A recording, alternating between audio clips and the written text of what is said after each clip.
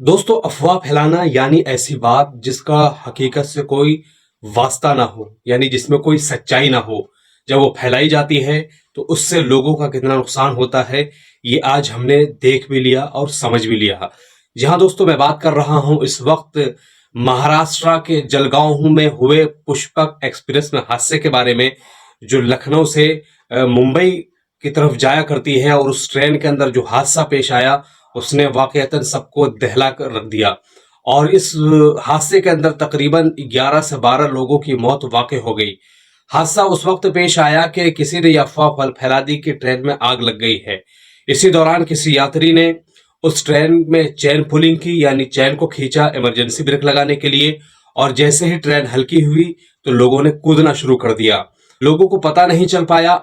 दूसरी ट्रैक पर कर्नाटका से मुंबई दिल्ली की तरफ जाने वाली कर्नाटका एक्सप्रेस आ रही थी। उसके बाद जैसे ही यात्री वहां से कूदे और उस ट्रेन ने उन्हें कुचल कर रख दिया।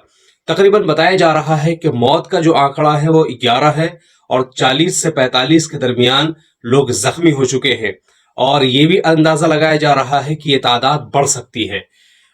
दोस्तों, ये सारी चीजें, यात्रियों के दरमियान ये बात फैल गई थी कि ट्रेन में आग लग गई है, धुआं निकल रहा है। तो ऐसे में लोग घबरा गए, परेशान हो गए, और घबराहट की वजह से उनको कुछ नहीं सूझा और उन्होंने चैन खींच दिया।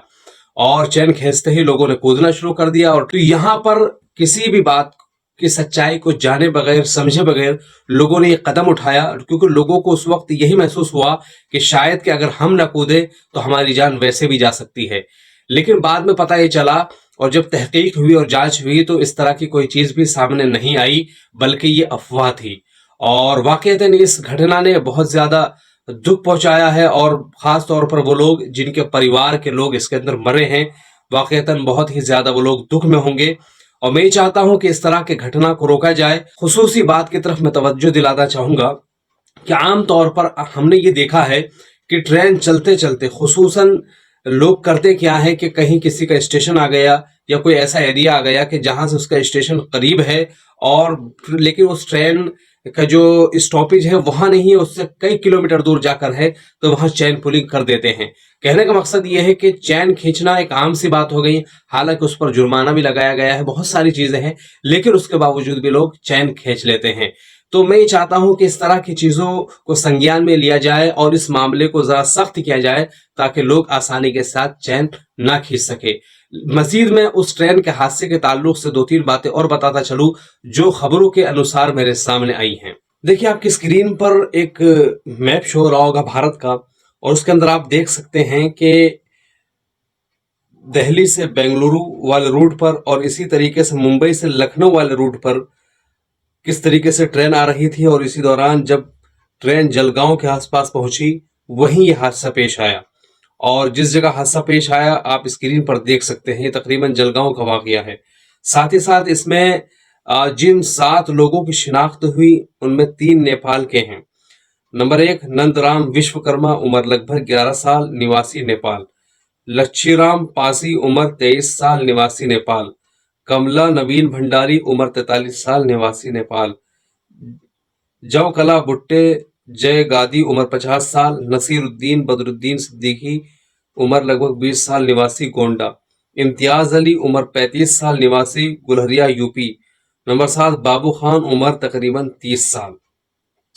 और साथ ही साथ आपको बताता चलूं कि 12,667 कर्नाटका एक्सप्रेस बेंगलुरु से नई दिल्ली जा रही थी, जबकि पुष्पक एक्सप्रेस 12,533 लखनऊ से मुंबई जा रही थी।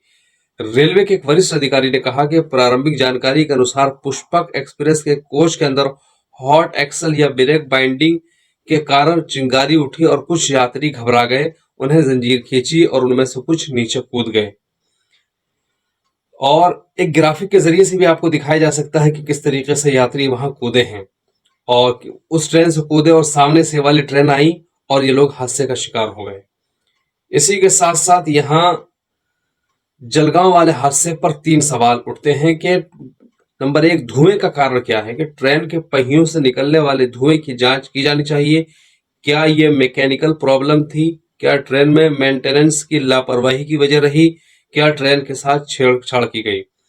नंबर 2, चेन पुलिंग वजह बनी। ट्रेन की अलार्म चेन की मिसयूज लगातार बढ़ता जा रहा है। जैसे मैंने कहा कि आमतौर पर अगर किसी का स्टेशन आ जाए तो वो ये चाहता है कि मैं यहीं पर उतर जाऊं, उसे वहीं चेन खींच देते हैं। इसकी भी जांच की जानी चाहिए।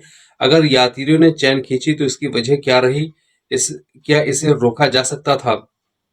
इसी तरीके से ट्रैक सिक्योरिटी प्रोटोकॉल, इमरजेंसी के दौरान बेंगलुरु एक्सप्रेस को गुजरने से रोकने के लिए नजदीकी ट्रैक को सुरक्षित क्यों नहीं किया गया। कहने का मकसद यह है कि कुछ खामियां जो सामने नजर आ रही है खबरों के अनुसार, उस पर जरूर जांच होनी चाहिए और इस तरह के हादसात को रोकने की पूरी कोशिश की जानी चाहिए। और दावा यह भी किया जा रहा है कि मरने वालों की तादाद बढ़ सकती है।